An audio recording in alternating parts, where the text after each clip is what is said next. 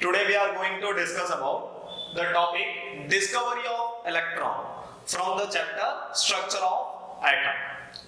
Okay, so let us start. तो आइए देखते हैं अब अपने डिस्कवरी ऑफ इलेक्ट्रॉन क्या कहना चाहता है। ये टॉपिक जो है एक्चुअली अपने को क्या समझाना चाहता है। बट गाइस वापस मैं रिपीट कर रहा हूं, मैं बार बार बोल रहा हूं, कोई भी एंट्रेंस एग्जाम हो या गुजरात बोर्ड की एग्जाम हो या सीबीएसई बोर्ड की एग्जाम हो, ठीक है, बट सबके सब में मेन अपना रेफरेंस बुक कौन है? टेक्स्ट बुक, ठीक है। तो उसी में से ही सारे एमसीक्यूज बनते हैं, सब कुछ। तो इसके लिए अपने इसको डिटेल पढ़ रहे हैं, ठीक है, डे बाय डे। और इसी में से मैं मेन पॉइंट सब कुछ, हर टॉपिक को मैं आपको कंसोलिडेट करके एक main point important notes create करके दे रहा हूं। सो गाइस प्लीज आप ये सबके सब पॉइंट्स नोट डाउन करिएगा और एक अपना एक अलग से नोट्स बना के रखिए ताकि आपको रिवीजन करने में बहुत ही आसान रहे। क्लियर? तो अपने स्टार्ट करते हैं। सबसे पहले डिस्कवरी ऑफ इलेक्ट्रॉन, मतलब इलेक्ट्रॉन, इसका नाम इलेक्ट्रॉन है ऐसा पता कैसे चला, क्या है और उसके लिए कौन सा एक्सपेरिमेंट परफॉर्म किया था, तो पता चला कि ये डिस्कवरी ऑफ, मतलब इलेक्ट्रॉन ऐसा होता है, उसका चार्ज ऐसा होता है, उसका बिहेवियर ऐसा होता है। ये सब चीजों का जो इंफॉर्मेशन है ये अपने को ये थियरी, ये एक्सपेरिमेंट प्रूव करके बताता है। क्लियर? तो शायद आपने सुना होगा कि electron is discovered by J Thomson, right? ये सब चीजें तो अपने ने ऑलरेडी पढ़ लिया है बच्चों। बट यहाँ पे सबसे पहले इलेक्ट्रॉन ऐसा होता है, मतलब इलेक्ट्रॉन को कौन से एक्सपेरिमेंट से देखा गया, उसका चार्ज, उसका बिहेवियर, उसकी प्रॉपर्टीज कैसी थी, ये सब चीजों के बारे में भी अपने इस लेक्चर में पढ़ने वाले। क्लियर? तो सबसे पहले ये एक्सपेरिमेंट को अपने समझने की कोशिश करते हैं। तो ये एक्सपेरिमेंट अपने को ये कहना चाह रहा है कि सबसे पहले मैंने ये बता रहा हूं कि ये जो है, ठीक है, ये जो आपको एक ट्यूब दिख रहा है, एक्चुअली मेरे हैंड का मूवमेंट आप देखिएगा, ये जो ट्यूब दिख रहा है एक्चुअली, ठीक है, ये एक ग्लास ट्यूब है। क्या बोलेंगे इसको? ग्लास ट्यूब, ठीक है। अब ये ग्लास ट्यूब जो है वो फुल्ली पैक्ड था, बट बीच में से देखो हमने उसको थोड़ा ओपन किया हुआ है। क्यों ओपन किया है? कि ग्लास ट्यूब के अंदर कोई अपने ने गैस फिलअप किया था एक्चुअली, बट वो गैस का प्रेशर लो करने के लिए अपने क्या करेंगे? वैक्यूम पंप के थ्रू वो सारे गैस को खींच लेंगे, मतलब उसका प्रेशर जो है वो लो कर दिया एक्चुअली। क्लियर? या तो आप ऐसा बोल सकता हूं कि ऑलमोस्ट एक इनर्ट गैस टाइप, ऐसा बोल सकता हूं हीलियम जैसा कुछ भी आप रख सकते हो। लो प्रेशर गैस आपको रखना है, या तो फिर अगर गैस का प्रेशर हाई भी हो तो आप वैक्यूम के थ्रू उसको वैक्यूम क्रिएट कर सकते हो, यानी वो डिस्चार्ज ट्यूब में, एक्चुअली इसका नाम डिस्चार्ज ट्यूब है। ग्लास ट्यूब तो ठीक है, बट इसको डिस्चार्ज ट्यूब इसलिए बोलते हैं कि वो सारे क्या कर दिया आपने, सारे गैस पार्टिकल्स का जो प्रेशर था एक्चुअली उसको आपने कम कर दिया with the help of vacuum, ठीक है, पूरा वैक्यूम क्रिएट कर दिया आपने, ऑलमोस्ट सारे मतलब जो मॉलिक्यूल्स थे उसको रिमूव कर दिया। अब ये फर्स्ट पॉइंट समझ में आ गया। अब उसके बाद अपने को इसके अंदर दो रॉड अपने ने रखे, एक कैथोड और एक एनोड। मैंने दो डिफरेंट कलर से मेंशन किया है, यानी आपको समझने में आसान रहेगा। एक कैथोड है और दूसरा एनोड है, ठीक है। अब वो कैथोड और एनोड को एक्चुअली अपने ने कंडक्टिंग वायर्स, एक्चुअली जो दो वायर हैं यहाँ पे, ये जो वायर दिख रहा है एक्चुअली ये क्या है? वायर है, ठीक है। कंडक्टिंग वायर से अपने ने उसको कनेक्ट कर दिया है विद बैटरी, ठीक है। मैं अभी आपको एक्सपेरिमेंट सेटअप समझा रहा हूं। ये बैटरी कैसा है? एकदम हाई वोल्टेज का है। क्लियर? अब जैसे आप बैटरी से इसको कनेक्ट करोगे, बैटरी जैसे आपने ऑन किया, तो बैटरी ऑन करते ही आपको क्या पता चला? जैसे आपने बैटरी ऑन किया तो बैटरी ऑन करते ही आपको ये दिखा कि इसके अंदर से कुछ करंट फ्लो हुआ, बट एक करंट कंटिन्यूअसली फ्लो हो रहा है। वो कैसे पता चलेगा अपने को हो रहा है या नहीं हो रहा है? तो इसलिए अपने ने क्या लगा दिया यहाँ पे? एमीटर लगा दिया। क्या लगा दिया? एमीटर। और उसमें अपने को डिफ्लेक्शन दिख रहा है, और वो डिफ्लेक्शन कैसा दिख रहा है? कंटिन्यूअस दिख रहा है। वो डिफ्लेक्शन कैसा है? कंटिन्यूअस। तो ये कंटिन्यूअस कैसे दिख रहा है? एक्चुअली इसके पीछे रिसर्च होने लगा। अब ये डिफ्लेक्शन कंटिन्यूअस है, इसका मतलब ये सर्किट कंप्लीट है, मतलब करंट फ्लो हो रहा है, बट कैसे फ्लो हो सकता है? जबकि एक रॉड यहां पे है, एक रॉड यहां पे है। अब ये जो है बीच में, एक्चुअली ये बीच में क्या है, gap, there is a vacant space. अब ये वैकेंट स्पेस है तो फिर करंट कैसे फ्लो हो सकता है, बिकॉज अपने ने ऑलरेडी पढ़ा था 10th स्टैंडर्ड में ही इलेक्ट्रिसिटी में, आपने ऑलरेडी पढ़ा है कि करंट तब फ्लो होता है जब एक लूप कंप्लीट होता है। क्या होता है, लूप कंप्लीट होता है। लूप कंप्लीट होना जरूरी है तभी जाकर करंट फ्लो होता है, राइट। तो यहाँ पे ये करंट कैसे फ्लो हो रहा है, ये एमीटर में फ्लक्चुएशंस कैसे दिख रहा है अपने को, हाउ, तो इसके पीछे अपने थोड़ा रिसर्च करते हैं।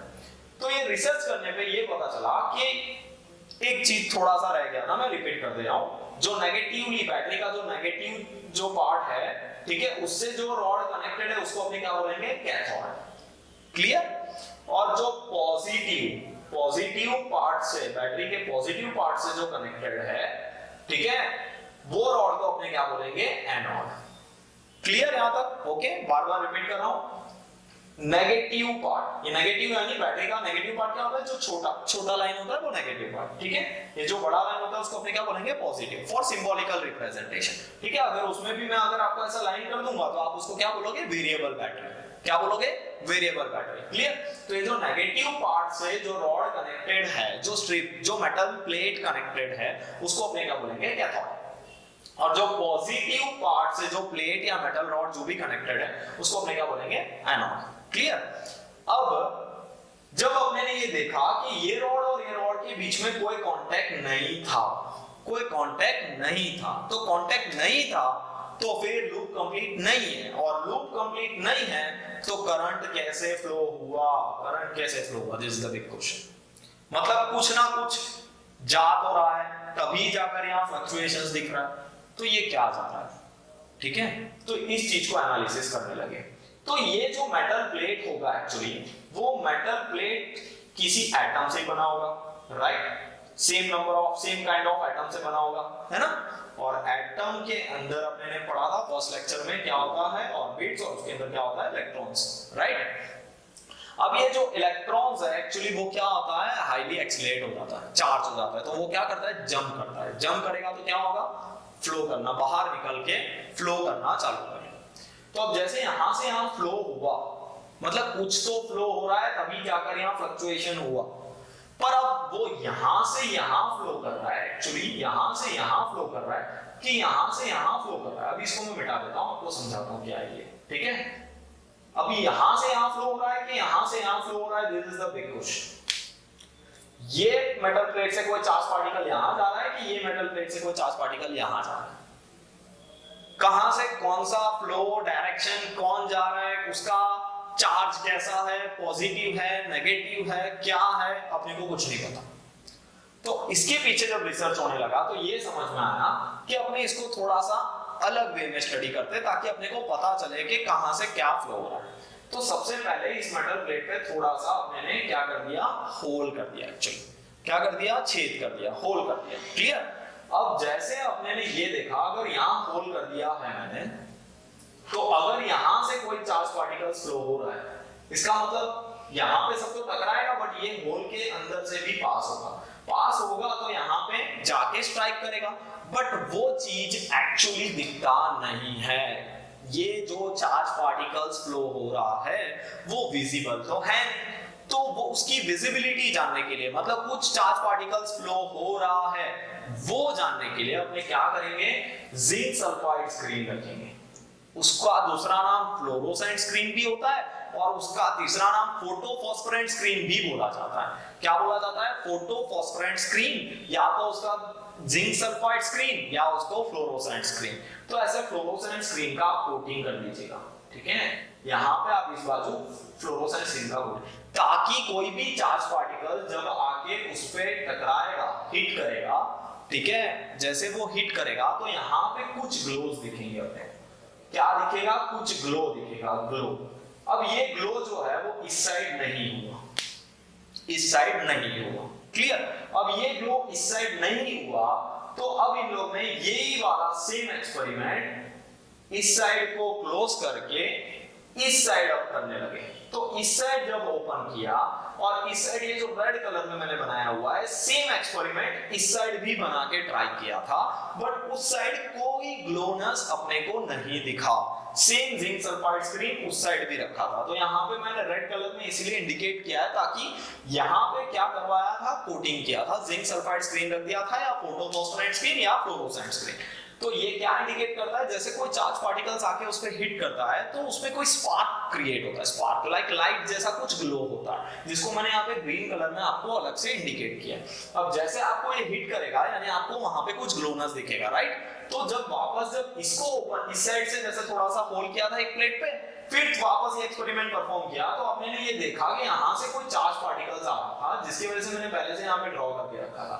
क्लियर। तो ऐसे कोई चार्ज पार्टिकल्स आ रहा है और ये जो गैप से आगे निकल के जब यहाँ पे जाके स्ट्राइक करेगा तो उस पार्ट पे क्या दिख रहा था, अपने को ग्लोनेस दिख रहा था। तो इससे ये समझ में आया कि जैसे बैटरी से अपने ने कनेक्ट किया तो मेटल प्लेट चार्ज हुआ और इस साइड से नहीं, एक्चुअली इस साइड से, मतलब कैथोड के मेटल प्लेट से जो इलेक्ट्रॉन्स है वो ट्रैवल करने लगे।